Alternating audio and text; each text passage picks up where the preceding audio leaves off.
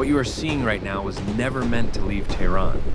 Infiltrated sources and locals have leaked raw footage showing the IRGC positioning heavy missile launchers inside dense residential neighborhoods, using Iranian families as human shields in a desperate bid to deter coalition precision strikes.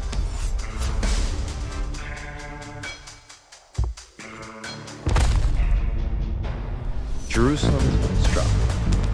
High TNT Iranian ballistic missiles equipped with new high-explosive warheads managed to bypass the Iron Dome's defensive envelope, impacting the outskirts of the holy city. This marks the most symbolic and dangerous escalation by Tehran since hostilities began. In the skies, a tactical reality is destabilizing the regime's morale. A significant percentage of IDF fighter pilots in this campaign are women. Flying deep strike missions, they have been responsible for destroying strategic targets, sparking a wave of fury and humiliation among Tehran's leadership.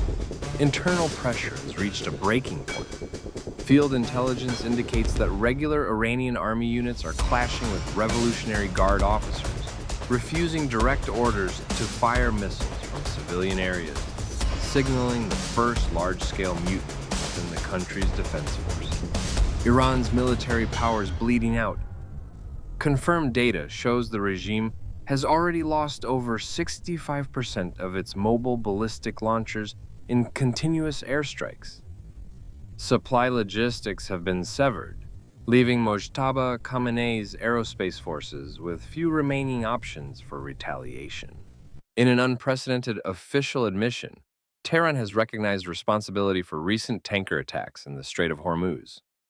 The regime justified the aggression by claiming that any vessel carrying energy to the west is now a legitimate military target, formalizing the region's economic blockade. The American response was devastating. In less than 6 hours, the United States Navy neutralized 16 IRGC fast attack vessels caught red-handed deploying naval mines. The Pentagon reaffirms that any attempt to close the Strait of Hormuz will result in the total annihilation of the Iranian Navy. In Washington, the scene is one of absolute unity.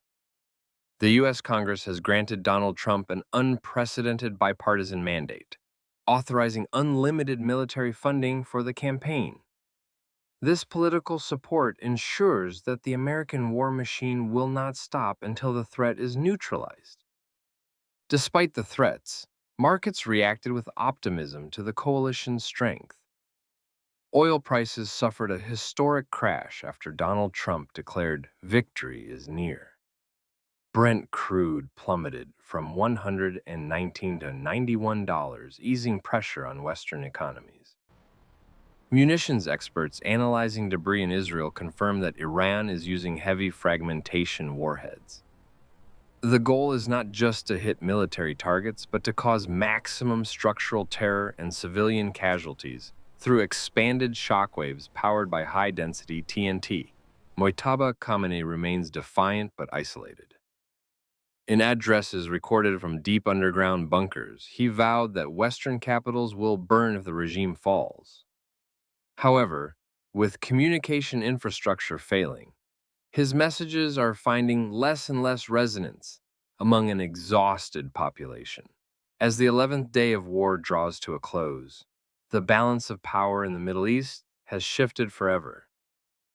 With the Iranian military in tatters and Israel maintaining its iron guard, the world waits to see if this is the end of an era or the beginning of a global firestorm.